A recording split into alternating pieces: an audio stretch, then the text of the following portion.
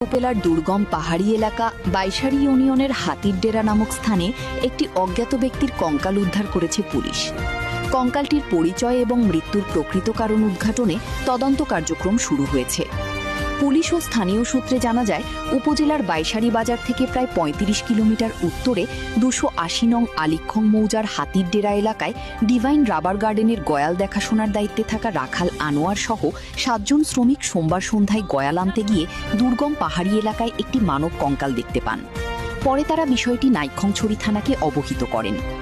খবর পেয়ে নাইক্ষংছড়ি থানার অফিসার ইনচার্জ মোজাম্মেল হকের নির্দেশে মঙ্গলবার সকালে আলিক্ষং পুলিশ ফাঁড়ির ইনচার্জ বলাট্টো চাকমার নেতৃত্বে একদল পুলিশ সদস্য ঘটনাস্থলে যান।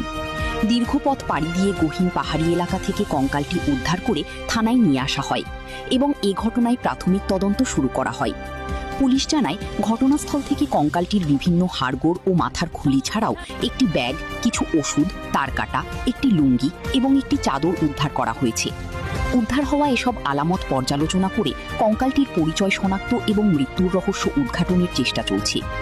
নাইক্ষংছড়ি থানার অফিসার ইনচার্জ মোজাম্মেল হক বলেন, উদ্ধার হওয়া কঙ্কালটির পরিচয় শনাক্ত এবং মৃত্যুর কারণ নির্ণয়ে প্রয়োজনীয় আইনগত প্রক্রিয়া অনুসরণ করা হচ্ছে।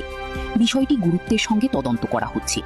কঙ্কালটি কতদিন আগের তা নিশ্চিত হতে বিশেষজ্ঞ মতামতের প্রয়োজন হতে পারে।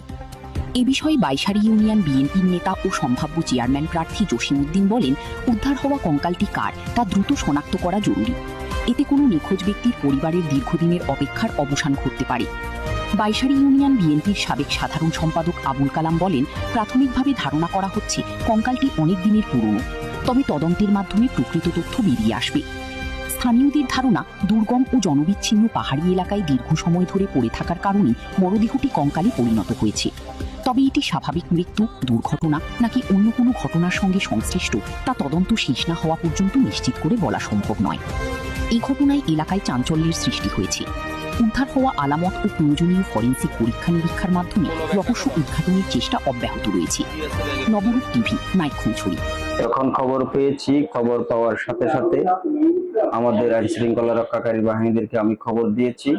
তারই আলোকে ওনারা সাংবাদিক ভাইয়েরা সহ সকালে গিয়েছে একটি পরিত্যক্ত দীর্ঘ গহীন জঙ্গলে মোহাম্মদ ছোটু মেম্বার ভাইয়ের বাগানে একটি কঙ্কাল পাওয়া গিয়েছে। জানি না এটা কার মায়ের সন্তান, কার বাপের সন্তান। আমি চাই প্রশাসনের মাধ্যমে এবং আপনাদের জাতীয় দর্পণ সাংবাদিকদের মাধ্যমে আমি চাই এই রহস্য উদ্ঘাটন করা হোক। আমি সুস্থ নিরপেক্ষ তদন্তের মাধ্যমে তার লাশের প্রকৃত